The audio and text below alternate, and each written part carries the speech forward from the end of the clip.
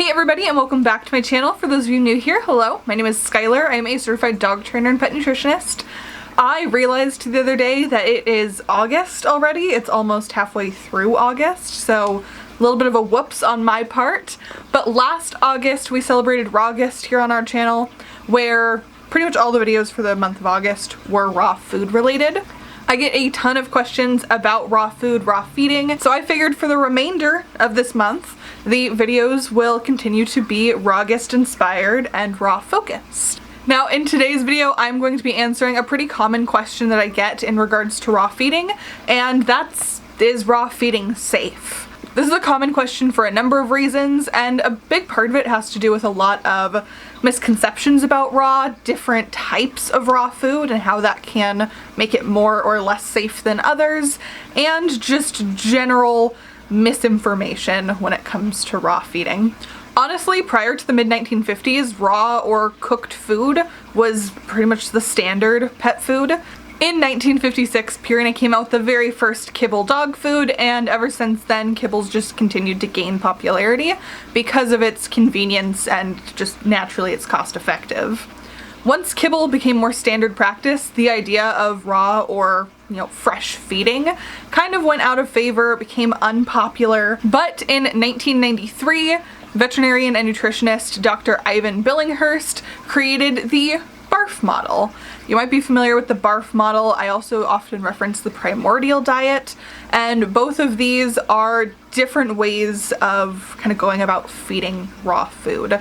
BARF stands for biologically appropriate raw food. It can also sometimes be called bone and raw food, but ultimately it's just two different models that are used to encompass what is considered a biologically appropriate raw diet with slightly different numbers and ratios used for both. Since the foundation of the BARF model, raw and fresh foods started to slowly creep back into popularity. Not really though until about 5-10 years ago. Even though Billinghurst founded the BARF model back in the early 90s, the idea of raw feeding or even fresh feeding coming back into fashion among, general consumers and pet guardians didn't really happen until about 5 to 10 years ago, when commercial raw pet foods became more and more popular and more easily available in most independent pet stores, so your good old mom and pop shops. This is all really important history to kind of understand for when we get into the reasons why there's a lot of hesitancy around raw feeding. Even though what was popular for general consumer pet owners definitely ebbed and flowed over the years, there are definitely people who are feeding raw and fresh foods the entire time. Unfortunately, prior to commercial raw diets becoming more popular and easily accessible, people were feeding homemade diets, and this is where a lot of those raw safety concerns come from. So is raw pet food safe? Ultimately, when people tell me that it is not safe or claim that it is not safe, I kind of agree with them. There's absolutely ways of creating a very unsafe raw feeding or fresh feeding experience. However, that really depends on what you're feeding and how you're going about feeding it. The top two reasons why people claim that raw diets are unsafe are because they are full of bacteria and that they are not complete and balanced. These two things absolutely can be said of some raw diets, but there are a ton that are available, and the ones that I honestly recommend feeding, that these don't apply to. Let's start with the fact that raw diets are full of bacteria. Yes, the purpose of raw diets is to maintain all of that good bacteria that's found in the foods. So the foods are going to be full of bacteria. That's not necessarily what we're concerned about. We're concerned about those bad bacteria like Listeria, Salmonella, and E. coli. Now, if you are doing a homemade raw diet, you're more likely to use meats from the grocery store, butcher shop, etc. In the United States, the FDA says that meats from the butcher shop or grocery store can have up to 4% pathogens, including E. coli, Listeria, and Salmonella, because they are intended to be cooked. This means that if you were to go to the grocery store or butcher shop, buy some meat from there and give it raw directly to your pet, there is that chance that it is going to have bad bacteria in it, because the FDA says that that's totally okay for meats intended for human consumption because they're intended to be cooked. Now, that isn't necessarily a bad thing. Dogs and cats' bodies are more adapted to deal with bacteria than, say, ours. In fact, there was a study that was done that found that 36% of dogs carry the salmonella bacteria, whether they're fed raw or kibble or canned or whatever. But there are some health risks that are associated with introducing that harmful bacteria into the body. So it's something to definitely be aware of. There are ways to kind of get rid of the bacteria or lessen the chances of this happening, but something to consider and something that could potentially make it unsafe. On the flip side, from your local mom and pop shop, you probably have access to commercial raw diets. Commercial raw diets are intended to be eaten by pets, and according to the FDA, pet food can have 0% pathogens, no E. coli, no salmonella, no listeria. And this goes for all pet food, so your kibble cannot have any, your canned food cannot have any, and your raw pet food being marketed as raw pet food cannot have any listeria, E. coli, salmonella. It has to be completely free of that harmful bacteria. If you are feeding a commercial raw diet, a raw diet intended to be eaten raw by your pet, it is required to have 0% pathogens, which is the exact same risk of harmful bacteria as your kibble, as your canned food. So all of those things require the same level of cleanliness as far as that bacteria goes. By going the commercial raw food route, it nearly eliminates the safety concern when it comes to raw feeding. Now, number 2, raw diets aren't complete and balanced. Again, this totally depends on what you're feeding. If you're doing a homemade diet, it's pretty tricky to create a balanced homemade diet, whether it's raw or whether it's cooked.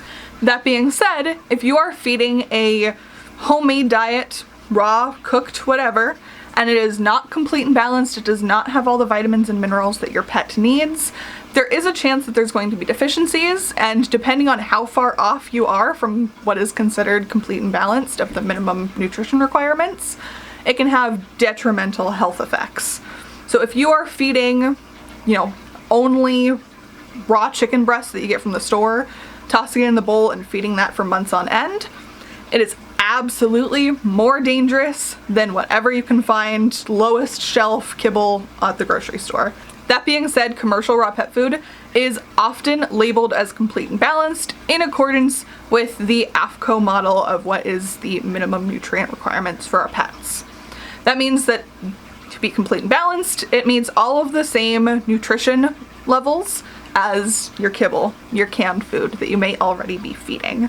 There are obviously exceptions to this, and that goes for any type of pet food. If it is listed as for supplemental or intermittent feeding, that means that it's not complete and balanced. But as long as you see those words complete and balanced, it's going to have all of the same nutrient requirements as the food that you're likely already feeding. This again makes that risk of it being unsafe because it doesn't have all the vitamins and minerals that you need nearly non-existent. So why do I put so much stress on homemade versus commercial?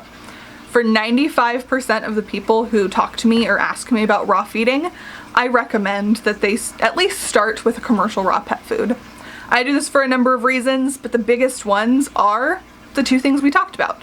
Commercial raw pet foods are a much safer option, especially if you don't really know what you're doing. There are people who successfully do homemade diets. There are people where that works really, really well for them, where they haven't had any issues.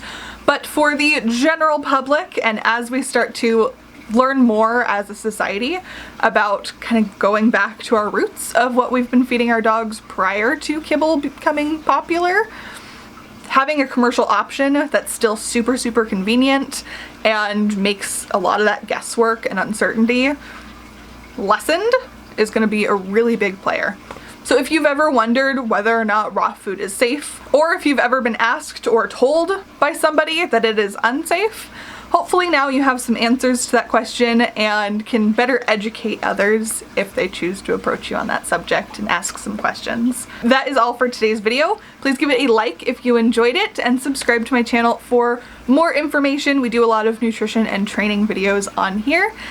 Please be sure to leave a comment down below of other raw related videos that you would like to see on this channel this month. And I do raw related videos kind of speckled throughout the year anyway. So if it doesn't make it for Rawgust this year, I will very likely, revisit it at a later time. If you'd like to learn more between video uploads, you can definitely follow me on Instagram. I have 2 Instagram accounts. The first one is tattoo.dogtrainer. That's more of my personal account. That's also where I do the most kind of YouTube-y updatey things. But then I also have a second account. That one is at TopDogBehavior.